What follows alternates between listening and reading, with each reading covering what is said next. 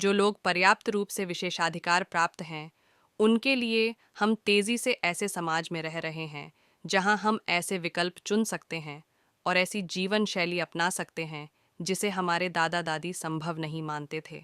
3 पीढ़ियों पहले हमसे आमतौर पर यह अपेक्षा की जाती थी कि हम जिस क्षेत्र में पले बड़े हैं वहीं रहें और कुछ दर्जन करियर या नौकरियों में से चुनें, और हमारी रोमांटिक संभावनाएं हमारे तत्काल सामाजिक दायरे तक ही सीमित थीं। अब हम एक दूसरे को अपने सपनों का अनुसरण करते हुए, चाहे वे हमें कहीं भी ले जाएं, अपने जीवन को नए सिरे से बनाने के लिए प्रोत्साहित करते हैं।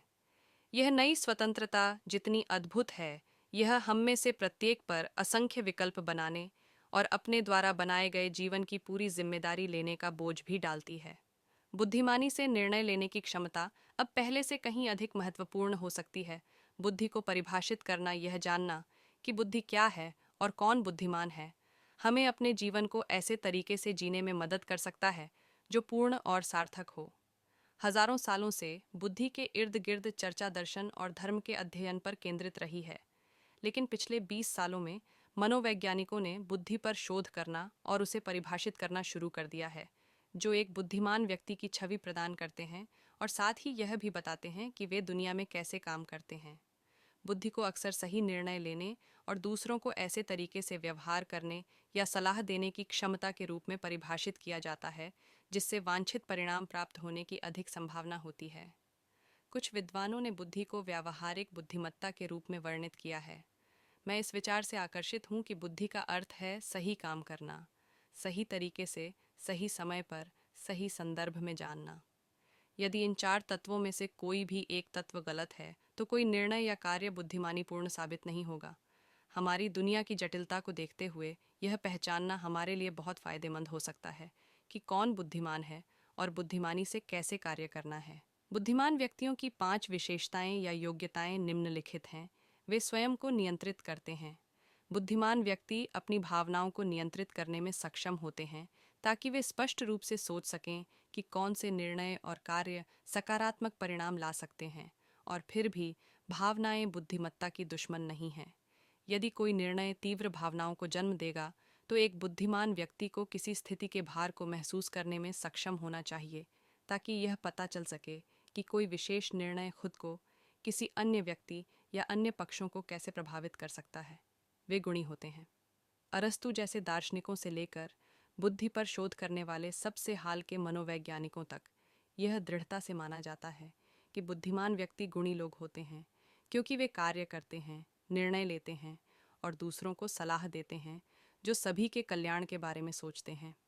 एक व्यक्ति जो अत्यधिक बुद्धिमान या समझदार होता है, वह जानता है कि उसे क्या चाहिए, लेकिन अगर वह दूसरों की कीमत पर ऐसा करता है तो उसे बुद्धिमान नहीं माना जाता है। बुद्धिमान व्यक्ति जानते हैं कि व्यक्ति ऐसे रिश्तों में पनपते हैं जिसमें सभी फलते फूलते हैं। वे पैटर्न देखते हैं और पहचानते हैं। बुद्धि का अध्ययन करने वाले मनोवैज्ञानिक इस बात से सहमत होते हैं कि जो लोग बड़े होते हैं वे ज़रूरी नहीं कि ज़्यादा बुद्धिमान हों, लेकिन बुद्धिमान होने के लिए व्यक्ति के पास इतना अनुभव होना चाहिए कि वह यह समझ सके कि ज्ञान और पिछले अनुभवों को नई परिस्थितियों में कैसे और कब लागू किया जाए। एक निश्चित स्तर की बुद्धिमत्ता की आवश्यकता होती है ताकि यह पहचाना जा सके कि वर्तमान परिस्थिति में ऐसे तत्व हो सकते हैं जो पिछली घटनाओं से मिलते जुलते हों। बी, वर्तमान परिस्थिति पर विचार करें और समझें कि क्या, यदि कोई हो, पिछला ज्ञान या अनुभव लागू हो सकता है। और सी, यह समझें कि कोई व्यक्ति पिछली सीखों को अज्ञात चीज़ों पर कैसे लागू कर सकता है। बुद्धिमान व्यक्ति नई परिस्थिति की विशिष्टता की सराहना करते हुए पैटर्न को पहचान सकते हैं। वे वातावरण को अच्छी तरह से नेविगेट करते हैं। कॉर्नेल विश्वविद्यालय के मनोविज्ञान के प्रोफेसर रॉबर्ट स्टर्नबर्ग ने लिखा है कि बुद्धिमान व्यक्तियों की एक विशेषता यह है कि जब कोई व्यक्ति अपनी स्थिति से खुश नहीं होता है तो अपने वातावरण के प्रति 3 संभावित प्रतिक्रियाओं के बीच निर्णय लेने की उनकी क्षमता होती है। एक व्यक्ति बस अपने संदर्भ में समायोजित या अनुकूलित हो सकता है, बी, अपनी स्थिति को आकार देने की कोशिश कर सकता है, या सी, पूरी तरह से एक नया वातावरण खोज सकता है। अधिकांश लोग तीसरे विकल्प पर जाने से पहले पहले दो का संयोजन करने की कोशिश करेंगे। यह समझने के लिए बुद्धि की आवश्यकता है कि क्या कोई व्यक्ति खुद पर बहुत अधिक व्यक्तिगत लागत के बिना समायोजित या अनुकूलित हो सकता है। किसी को यह भी विचार करना चाहिए कि क्या व्यक्ति में वांछित परिवर्तन लाने की क्षमता, जैसे प्रभाव या शक्ति है। यदि किसी व्यक्ति को एक नया वातावरण चुनने की आवश्यकता है, तो उन्हें किसी अन्य समान रूप से असंतोषजनक या बदतर स्थिति में नहीं जाने के लिए बुद्धि की आवश्यकता होगी। वे बुरी परिस्थितियों का सबसे अच्छा उपयोग करते हैं। ज़्यादातर लोग इतने लंबे समय तक जीवित रहे हैं कि वे जानते हैं कि कभी-कभी हम अपने इच्छित परिणाम के करीब भी नहीं पहुंच पाते हैं। दुनिया में ऐसे कई कारक हैं जिन पर हमारा नियंत्रण नहीं है, इसलिए कई बार हम हार जाते हैं। लेकिन समझदार लोग जानते हैं कि हम जिस तरह से गहरी निराशा का सामना करते हैं, उसका हमारे व्यक्तित्व पर बहुत प्रभाव पड़ता है। इसके अलावा वे जानते हैं कि कुछ ऐसे काम हो सकते हैं जिन्हें हम कर सकते हैं या करने से बच सकते हैं, जो अवांछनीय परिणाम के नकारात्मक और दीर्घकालिक प्रभाव को कम कर देंगे। समझदार लोग कम से कम आदर्श परिस्थितियों का सबसे अच्छा उपयोग करते हैं। आचार्य चाणक्य राजनीति और कूटनीति की बहुत ही अच्छी समझ रखते थे। इसके अलावा उन्हें कई अन्य विषयों की भी बहुत अच्छी जानकारी थी। आचार्य चाणक्य अर्थशास्त्र के मर्मज्ञ थे, इसलिए उन्हें कौटिल्य भी कहा जाता है। इनके द्वारा कई शास्त्र लिखे गए, जिनमें से नीतिशास्त्र की बातें लोगों के बीच बहुत ही लोकप्रिय हैं। चाणक्य की शिक्षाएं व्यक्ति को सफल होने के लिए प्रेरित करती हैं।